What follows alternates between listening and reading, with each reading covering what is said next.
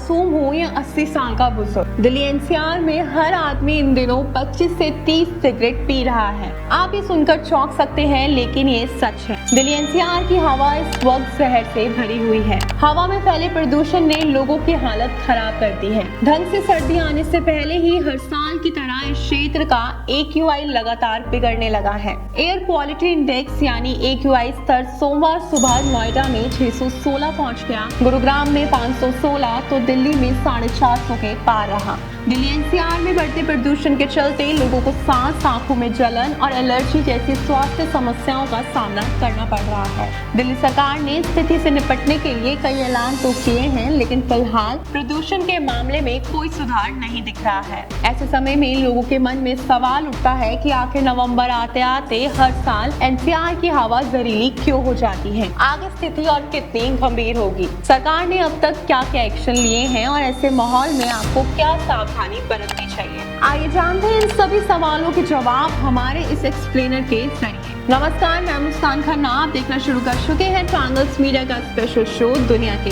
दिल से। सबसे पहले बात करते हैं कि आखिर नवंबर में क्यों होता है इतना प्रदूषण। इसकी वजह ये है कि सर्दियों में हवा की डेंसिटी बढ़ जाती है और तापमान गिर जाता है। इसके चलते प्रदूषण नीचे ही रह जाता है और स्मोक के तौर पर दिखता है। दरअसल ठंडी हवा डेंस होती है और गर्म हवा की तुलना में धीमी गति से चलती है। इसका मतलब है कि ठंडी हवा प्रदूषण को रोक लेती है, लेकिन उसे दूर नहीं ले जाती है। इस कारण धूल और प्रदूषण इकट्ठे होते हैं और इसके कणों के लिए एयरलॉक के हालात बढ़ जाते हैं और ये देखते देखते स्मोक में बदल जाते हैं। बता दें कि रेसिपर की रिपोर्ट के मुताबिक बीते 5 सालों में दिल्ली देश का सबसे प्रदूषित शहर बना हुआ है। वहीं दिल्ली एनसीआर में प्रदूषण के कारणों में वाहनों से कार्बन उत्सर्जन, निर्माण कार्य से उठने वाली धूल, औद्योगिक प्रदूषण, लैंडफिल के आग आदि तो शामिल ही हैं। लेकिन नवंबर में पंजाब, उत्तर प्रदेश, हरियाणा जैसे राज्यों में हर साल जलाई जाने वाली पराली भी प्रदूषण में अहम किरदार अदा करती है।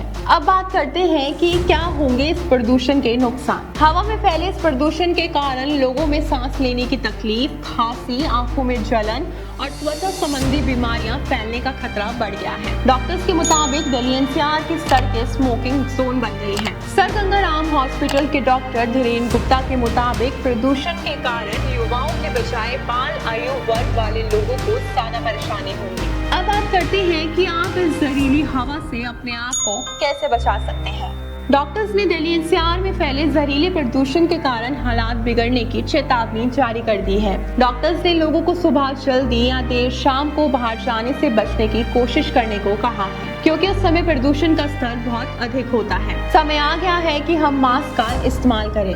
N95 मास्क पहन सकते हैं। इसके अलावा बहुत जरूरी हो तभी घर से बाहर निकलें। कोशिश करें कि घर की खिड़की और दरवाजे बंद ही रखें। सांस की परेशानी होने पर आप भाप ले सकते हैं और डॉक्टर को दिखाएं। वहीं गले में खराश होने पर गर्म पानी में नमक डालकर गरारे करें। खान पान में हरी सब्जियां और सीजन के ही फ्रूट्स खाएं। वहीं आप इस जहरीली हवा से बचने के लिए तुलसी का काढ़ा या हल्दी वाला दूध भी पी सकते हैं। अब बात करते हैं कि आने वाली स्थिति कितनी गंभीर होगी। दिल्ली प्रदूषण नियंत्रण समिति के एक विश्लेषण के अनुसार राजधानी में 1 नवंबर से 15 नवंबर तक प्रदूषण चरम पर होता है, क्योंकि इस समय पंजाब और हरियाणा में पराली जलाने के मामले बढ़ जाते हैं। दिल्ली के पर्यावरण मंत्री गोपाल राय ने बीते दिन इस बात की जानकारी दी थी कि बढ़ते प्रदूषण के कारण इस क्षेत्र में आने वाले 15 से 20 दिन काफी क्रिटिकल होने वाले हैं। अब सवाल ये उठता है कि इस प्रदूषण को रोकने के लिए क्या कर रही है सरकार। लगातार बढ़ रहे प्रदूषण पर काबू पाने के लिए और खराब हालात को देखते हुए पूरे दिल्ली एनसीआर में GRAP का चौथा चरण लागू कर दिया गया है। GRAP के चौथे चरण के अनुसार आज से पूरे एनसीआर में तत्काल प्रभाव से 8 सूत्रीय कार्य योजना लागू कर दी गई है। 8 सूत्रीय कार्य योजना के अनुसार दिल्ली में ट्रक के प्रवेश पर प्रतिबंध रहेगा।